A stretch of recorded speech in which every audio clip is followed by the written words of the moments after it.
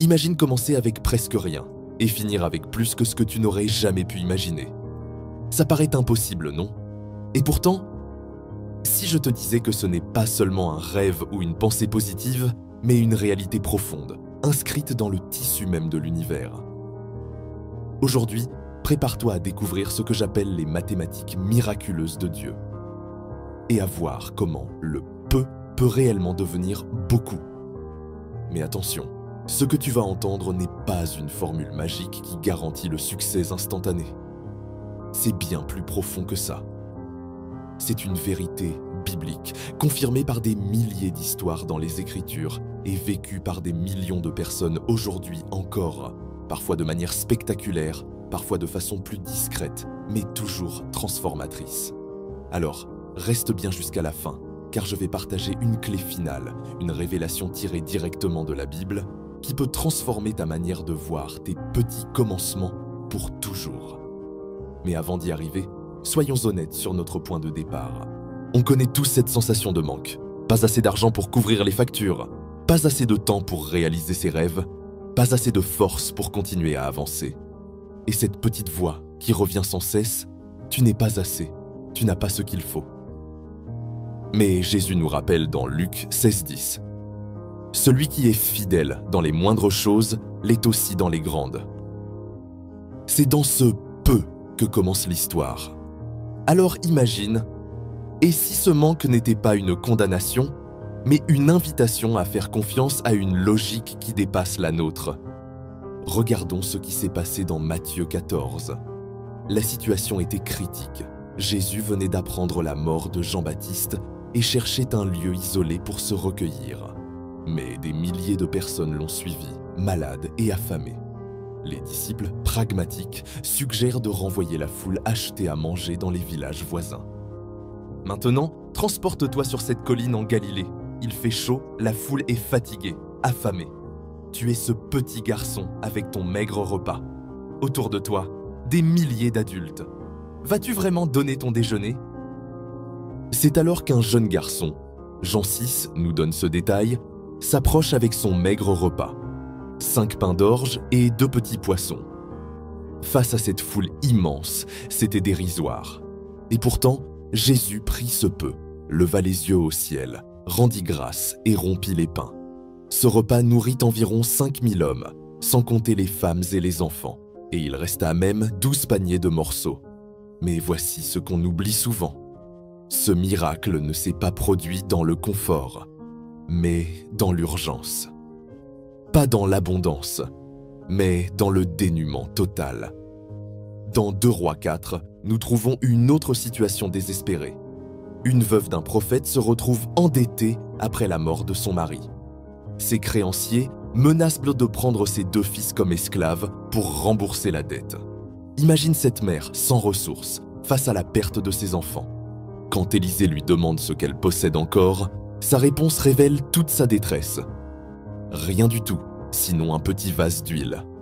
À peine de quoi cuisiner un repas. Mais Élisée voit là une opportunité divine. Il lui dit d'emprunter autant de récipients qu'elle peut auprès de ses voisins. L'huile se multiplie miraculeusement jusqu'à remplir chaque vase disponible. Et voici le détail crucial. L'huile s'arrête de couler quand il n'y a plus de récipients. La multiplication était limitée par sa capacité à recevoir, pas par la puissance de Dieu. Ces miracles n'ont pas commencé avec de grandes ressources. Ils ont commencé avec un peu, et Dieu a fait le reste. Alors laisse-moi t'ouvrir une première question. Et si dans ta vie, aujourd'hui, il y avait déjà une ressource que tu considères insignifiante, mais que Dieu veut utiliser différemment? Parlons maintenant de perspective, car la multiplication ne commence pas seulement avec ce que tu as dans tes mains, elle commence avec ce que tu as dans ton esprit. Si tu regardes la vie uniquement à travers le prisme du manque, tu restes bloqué. Mais si tu commences, à voir les choses sous l'angle du potentiel divin, quelque chose de profond peut se déclencher. Un talent oublié peut devenir une voie d'impact. Une heure de temps libre peut devenir une habitude qui transforme ta vie. Une petite somme économisée peut devenir un outil de générosité. Et c'est exactement ce que dit Zacharie 4:10. Qui donc méprise le jour des petits commencements? Ne méprise pas ce que Dieu t'a déjà confié, même si ça semble insuffisant aujourd'hui. Maintenant, écoute bien ceci. Philippiens 4,19 nous dit « Mon Dieu pourvoira à tous vos besoins selon sa richesse, avec gloire, en Jésus-Christ. » C'est une promesse. Mais attention, besoin ne signifie pas forcément désir. Et pourvoira ne garantit pas que ce sera selon nos attentes ou notre timing. Parlons maintenant de gratitude. Car avant de multiplier les pains et les poissons, Jésus a fait une chose cruciale. Il a remercié. Pas après le miracle, mais avant même de voir le résultat. La gratitude, c'est ce qui change notre cœur avant que Dieu change nos circonstances.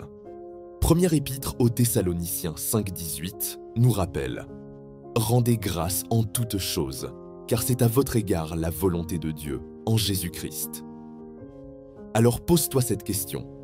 Est-ce que tu remercies pour ton peu ou est-ce que tu le méprises en attendant plus? Regardons un autre exemple biblique qui illustre parfaitement ce principe. Dans un Roi 17, nous trouvons l'histoire de la veuve de Sarepta. Une sécheresse terrible ravage le pays depuis des années. Cette femme païenne, étrangère au peuple de Dieu, se retrouve dans une situation désespérée. Elle n'a plus qu'une poignée de farine et un peu d'huile. Juste de quoi préparer un dernier repas pour elle et son fils avant de mourir de faim. C'est alors qu'Élie arrive et lui demande l'impensable. « Fais-moi d'abord un petit gâteau et apporte-le-moi. Tu en feras ensuite pour toi et pour ton fils. » Imagine la situation. Donner son dernier repas à un étranger quand ton enfant va mourir de faim.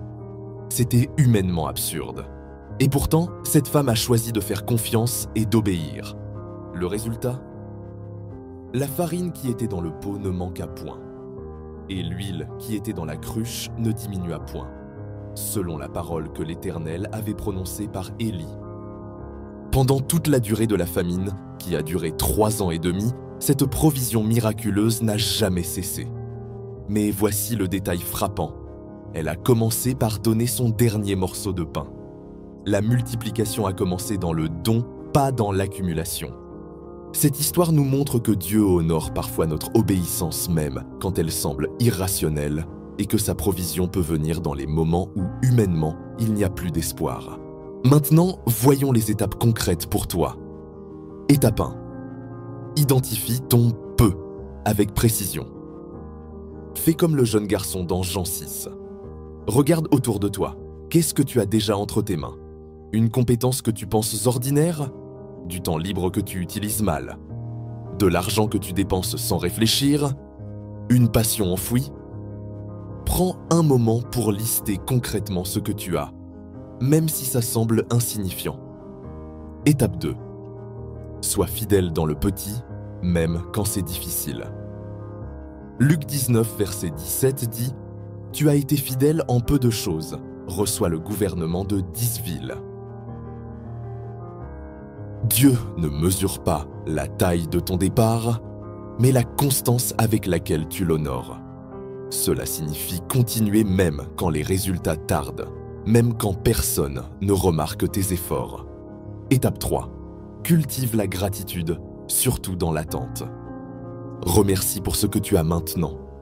La gratitude n'est pas du déni. Tu peux reconnaître tes difficultés tout en choisissant de voir les bénédictions présentes.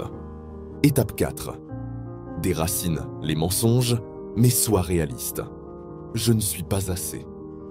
Je n'ai pas assez. Ce n'est pas pour moi. Ces pensées peuvent être des mensonges de l'ennemi, mais parfois aussi des signaux que tu dois grandir. La clé est de distinguer. Est-ce que cette pensée me paralyse ou m'invite à progresser? Étape 5. Prépare-toi à un processus, pas à un miracle instantané. La transformation divine suit souvent un processus. Sois patient avec les temps de Dieu. Maintenant, voici la révélation que je t'avais promise.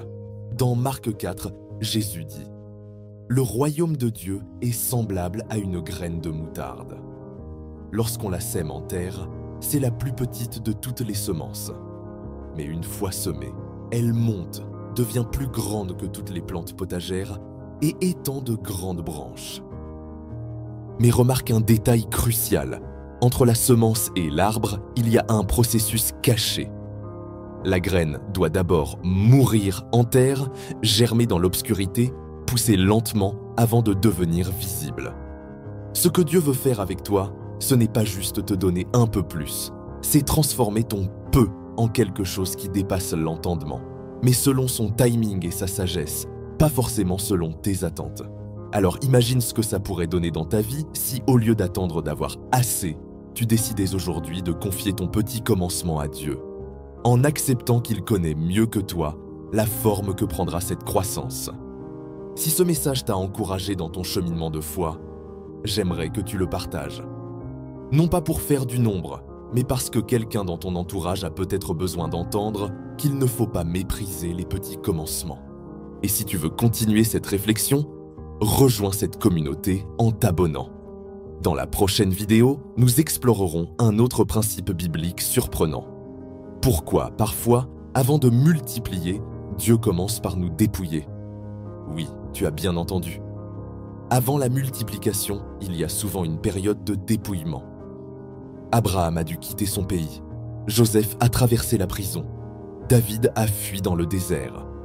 Pourquoi Dieu permet-il ces saisons difficiles? Et comment les traverser avec foi? Ce sera notre prochaine exploration ensemble.